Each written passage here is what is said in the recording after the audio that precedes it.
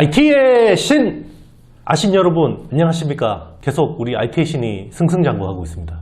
다 여러분들 덕분이에요. 제가 오늘은요 좀 더 트렌디하고 앞으로 투자 기회가 많은 스마트폰의 두뇌 애플리케이션 프로세서에 대해서 오늘 설명을 하도록 하겠습니다. 우리 AP, 애플의 A 바이오닉 칩, 그리고 퀄컴 스냅드래곤, 삼성의 엑시노스, 이런 AP 시리즈들 되게 많이 들어보셨을 거예요.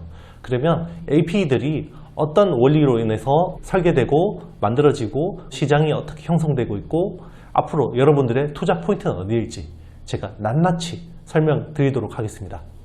최근에 이제 분위기 좋은 뉴스들이 많이 나오고 있는데요. 지금 엑시노스가 죽을 쓰고 있잖아요. 그죠? 올해 엑시노스 2100이 한 4천만 대 정도 양산이 될 것 같고요. 그래서 원래는 올해 갤럭시 S21에 적용되는 엑시노스에 대해서 기대감이 굉장히 컸었는데 생각보다 부진해요. 왜? 발열 때문에요. 열이 많이 납니다. 엑시노스가. 그런데 퀄컴 스냅드래곤은 열이 덜 나서 게임 돌리는데 훨씬 좋다고 합니다. 그렇지만 내년을 바라보면요, 엑시노스 2200이 AMD의 GPU를 드디어 채택을 합니다. 그러면서 발열 효과가 굉장히 좋아지고요. 지금 2억 장 선주문을 했다고 합니다. 그러면 서플라이 체인을 보셔야겠죠. 자, 그러면 우리 AP에 대해서 한번 알아보도록 하겠습니다.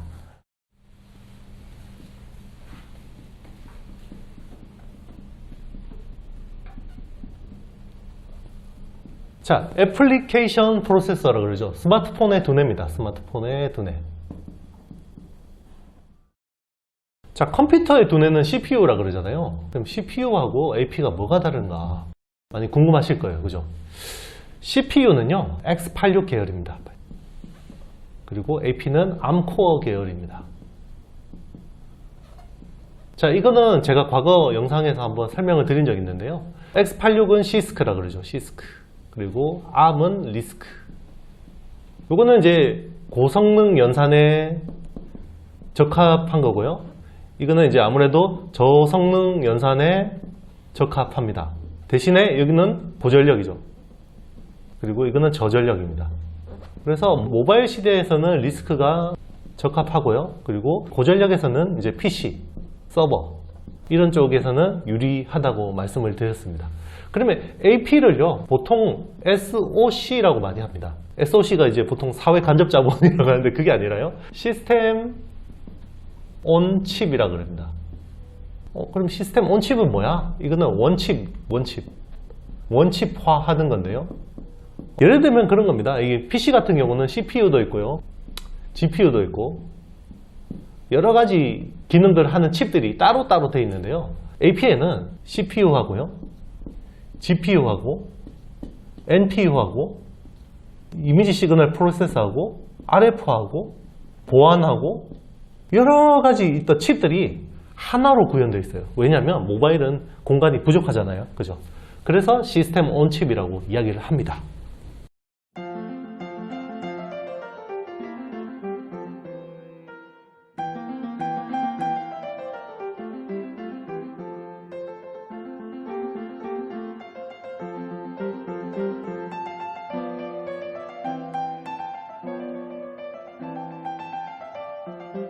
자, 여러분 제가 AP를 한번 이렇게 그려봤는데요. 이게 그림 못 그렸다고 너무 비난하지 마시고요. 자, 이렇게 이 하나의 칩이에요. 이 칩이 엄지손톱보다 작아요. 엄지손톱보다 작습니다. 엄지손톱보다 작은데요. 요거를 제가 확대해서 그려놓은 거고요. 여기에 들어가는 것들은 하나의 다 IP 블록이라고 보시면 돼요. IP 블록들이 들어가 있고요. 자, CPU하고 GPU는 중요한 기능을 하기 때문에 큰 블록을 차지하고 있고요. 최근에 NPU가 AI 때문에 중요해지고 있죠. 그리고 5G 같은 경우는 이제 RF 블록들이 다 들어가야 되고요. 그죠? 고주파, 그리고 카메라, 이미지 시그널 프로세서, 그리고 뭐 비디오, 보안, 뭐 이런 식으로 여러 가지 블록들이 시스템 온 칩으로 원칩화로 들어가 있습니다. 이게 이제 보통 AP 이제 블록이라고 보시면 되고요. 전 세계적으로 제일 잘하는 회사가 어디냐? 애플입니다. 애플 A 시리즈 있잖아요. A 시리즈. 그리고 퀄컴, 스냅드래곤, 그리고 삼성 엑시노스, 그리고 미디어텍 요즘에 약진하고 있습니다. 미디어텍은 헬리오는 많이 못 들어보셨을 거예요. 왜냐하면 저가 스마트폰에 주로 들어가니까 잘 모르시는데요. 자, 퀄컴이 세계 1등입니다. 한 30.8%. 이거는 작년 20년 기준입니다. 20년 기준이고요. 그리고 애플이 한 21.5%. 왜냐하면 이 A 시리즈는 아이폰에만 들어가겠죠. 그리고 미디어텍이 17.2%. 그리고 삼성전자가 9.7%. 이건 작년에 워낙 못했으니까, 그죠? 그리고 화웨이가 있었어요. 그러니까 화웨이 자회사 하이실리콘. 이건 작년 기준이니까, 그죠? 무려 얼마를 했냐? 기린이라는 AP였는데요. 19.7%였습니다. 19.7%인데요. 작년부터 생산이 안 되고 있죠. 왜냐하면 TSMC에서 파운드리를 하고 있었는데 거래가 끊겼어요. 미국 때문에. 그죠? 거의 TSMC에서 7나노 공정을 파운드리 해주고 있었는데 끊겼습니다. 그래서 지금 화웨이는 퇴출이 된 상황이고요. 이 반사이익을 미디어텍이 다 누리고 있습니다. 그래서 올해 1Q, 2Q 기준으로 거의 세계 1등 수준까지 올라왔다고 그럽니다. 그리고 삼성은 올해는 좀 21년에는 좀 올라왔을 거예요. 이제 4천만 대 정도 생산했으니까. 그러니까 엑시노스 2100을 생산했고 내년에 2200이 나오면 엄청나게 시장 점유율이 올라갈 것으로 기대되고 있습니다. 자, 그러면 CPU부터 한번 볼까요? CPU를 한번 보겠습니다. 모바일 CPU는 ARM이 제공해주죠. 보통 ARM이 제공을 해주는데요. CPU하고 GPU를 보통 같이 줍니다. 그죠? 그런데 CPU는 ARM이 주는 걸 주로 쓰는데요. GPU는 최근에 자체 설계를 많이 쓰죠. 그래서 삼성이 AMD의 GPU를 집어넣는 것도 그런 이유가 있는 거고요. 일단 ARM의 CPU는요. 리스크 기반입니다. 리스크 기반인데요. 이거는 저성능 저전력이 기반이었는데 요즘에는 고성능까지 올라왔습니다. 지금은 시스크 기반보다 성능이 잘 나와요. 고성능 저전력까지 되거든요. 그래서 지금 엄청나게 무시무시한 컴퓨팅 기술이 된 거고요. CPU를 끌어올리는 기술은 두 가지 영역이 있습니다. 설계 영역이 있고요. 그리고 공정 영역이 있습니다. 설계는요. 일단은 클럭 수가 높으면 좋아요. 클럭 수가 높으면 좋고요. 그리고 이제 코어가 많을수록 좋습니다. 그리고 공정은 미세 공정이 낮을수록 좋습니다. 예를 들면 그런 거죠. 우리 기사 같은 데서 보면 2.3GHz의 클럭을 한다. 그러면 보통 뭐 3.2GHz 클럭. 만약에 동일한 칩이라 그러면 얘보다는 얘가 더 성능이 좋은 거예요. 그래서 클럭 수라는 거는 단위 시간당 더 많이 처리할 수 있다라는 거고요. 이제 코어라는 거는요. 이런 CPU 코어가 있는데요. 코어가 4개짜리도 있고요. 6개짜리도 있고 최근에 애플 보면 6개거든요. 헥사코어라고 그러는데 이거는 이제 성능도 잡아야 되고 저전력도 잡아야 되기 때문에 고성능 코어 한 2개 쓰고 저성능 코어 한 4개 쓰고 이런 식으로 설계를 합니다. 예전에는 이거를 이제 빅리틀이라고 그랬는데요. 빅리틀이라고 그랬는데 그러니까 이제 아주 빡센 작업을 할 때는 고성능 코어가 돌아가요. 그런데 대신에 전기 많이 먹겠죠. 그런데 그냥 저성능으로 처리 가능할 때는 이걸로 해서 배터리 소모를 최대한 세이브하는 그런 기술입니다.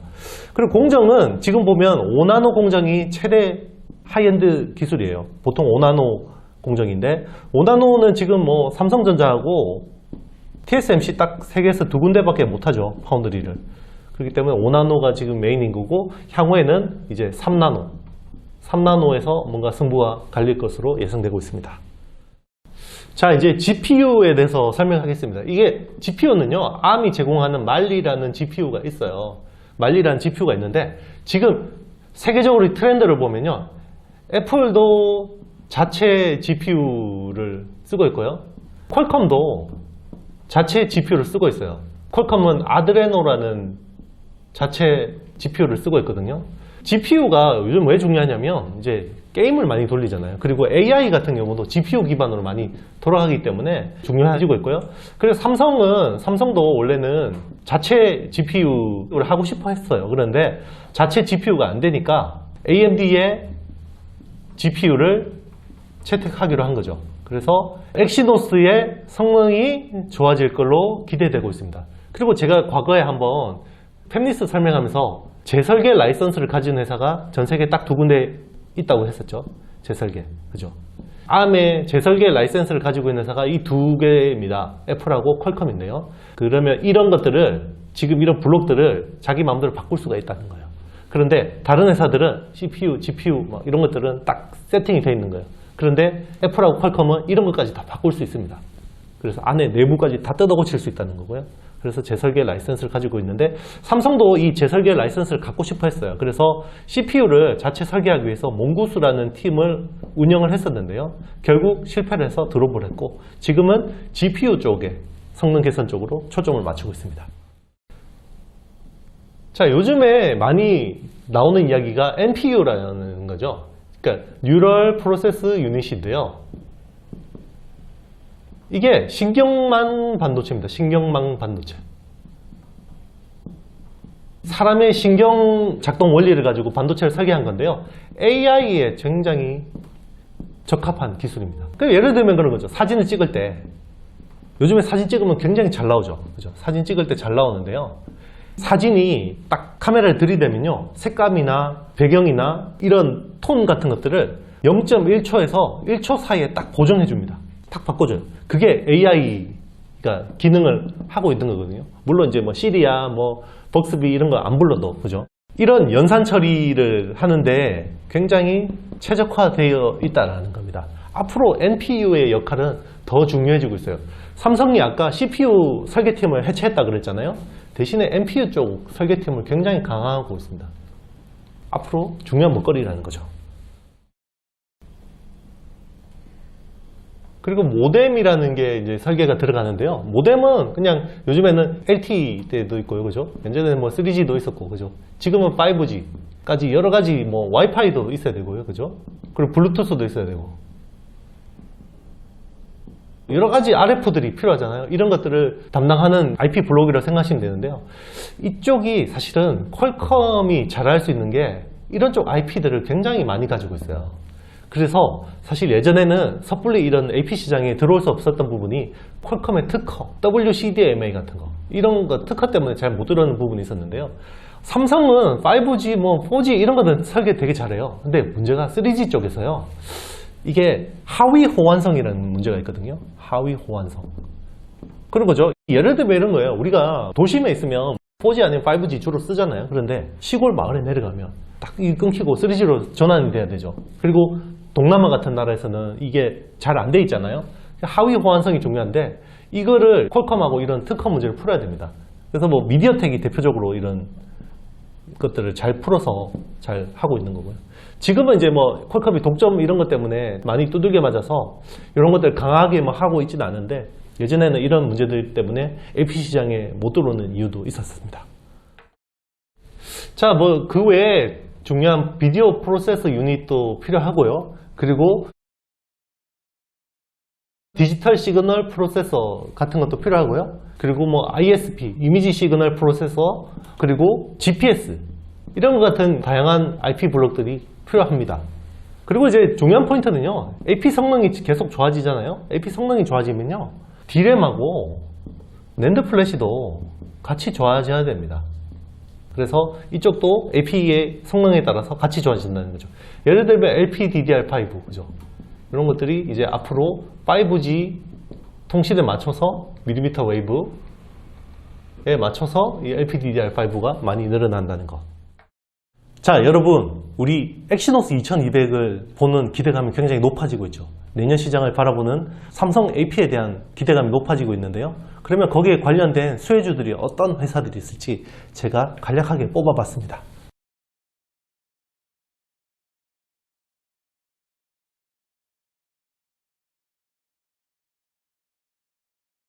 자, 직접적으로 수혜를 보는 영역은 한 3가지 정도로 볼 수가 있겠습니다. 일단 소켓 쪽은요. 테스트 물량이 늘어나기 때문에 소켓 소모품이 많이 늘어나겠죠.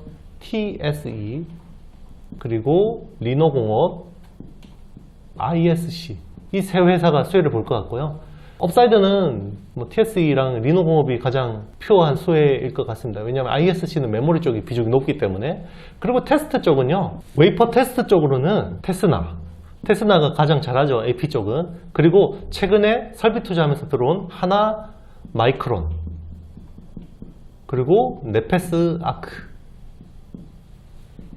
이런 회사들이 들어오고 있습니다. 일단은 하나마이크론이 신규로 들어왔기 때문에 좀 업사이드 크고요. 테스라는 기존에 잘하던 회사라서 좋습니다. 네페스아크는 투자 규모가 아직 크지는 않아서 앞으로 뭐 기대감은 충분히 있다고 볼 수 있겠습니다. 그리고 후공정 장비 쪽은요, 아무래도 후공정은 엠코가 대부분 담당을 할 것 같아요. 삼성 엑시노스 후공정 쪽을. 그러면 엠코에 장비를 납품하는 회사, 뺄 수 없는 회사, 후공정 쪽에서 한미반도체, 그리고 이오테크닉스. 이 두 회사는 이제 우리 IT신 애청자분들은 다 아실 거예요. 그죠? 자, 여러분, 즐거운 Q&A 시간입니다. 맘님이 댓글 남겨주셨어요. 이분 좋은 댓글 되게 많이 써주시는 분인 거 제가 잘 알고 있는데요. 자, 오늘 TCK가 실리콘 카바이드 특허 무효화로 오늘 급락했는데 향후 괜찮을까요? 아시님 궁금합니다. TCK 요즘에 걱정이 많으실 거예요. 그죠? TCK. 이 회사는 SiC 실리콘 카바이드 링 쪽으로 독점을 했었어요. 그죠? 독점을 했기 때문에 아주 높은 멀티플을 받았죠. 이익률도 30% 중후반대까지 OP 이익률이 나오는 회사였고요. 그런데 지금 하나 머티리얼즈, KNJ 이 두 회사는 상장사고요. DS 테크놀로지, 여기는 비상장입니다. 비상장인데요. 이 세 회사가 이 시장으로 들어왔습니다. 그래서 TCK가 특허 소송을 걸었죠.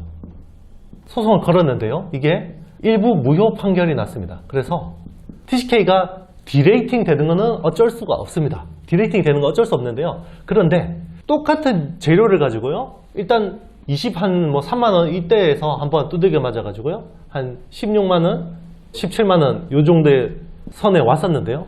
똑같은 재료로 또 두들겨 맞았어요. 그래서 지금 뭐 한 14만원 정도 하고 있거든요.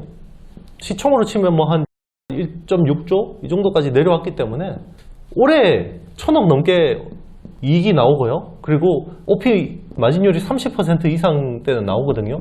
그러면 최소한 PER을 저는 그래도 아주 보수적으로 잡아도 뭐 한 20배 초반은 받아야 된다고 생각하거든요. 그러면 2조 정도 가능한 거죠. 그래서 저는 지금 뭐 충분히 분할 매수로 대응하셔도 된다고 생각하고요. 그러면 이럴 때 두들겨 맞으신 분들, 물리신 분들 어떻게 해야 되냐? 일단은 멘탈이 중요하기 때문에요. 일단은 일부 손실을 확정하는 게 저는 좋을 것 같습니다. 그리고 다시 객관화해서 생각해 보세요. 그러니까 일단 팔고, 왜냐하면 기계적 손절이 굉장히 중요합니다. 기계적 손절이 굉장히 중요하고요. 보통 저는 한 15% 정도의 손실이 나면 아무리 좋아도 일단 팔아요. 팔고 다시 삽니다. 다시 사면요, 예전에 어떤 물량은 안 되겠지만 그래도 그게 더 마음이 편해요. 버틸 수 있습니다. 그래서 뭐 이거는 매매의 방법이기 때문에 여러분들이 참고해서 하시고요. 투자에 대한 판단은 본인에게 있습니다. 자, 여러분, 오늘 이제 AP에 대해서 설명을 드렸는데요. AP에 대해서 조금은 아시게 됐겠죠? 네, 오늘 영상이 마음에 드셨죠? 저에게 힘을 주십시오. 좋아요, 구독, 알림, 댓글 많이 남겨주시고요. 다음 시간에는요, 제가 AP로 인해서 수혜를 보는 업체 5개 꼽아서 다시 설명드리도록 하겠습니다. 다음 시간에 뵙겠습니다. 안녕.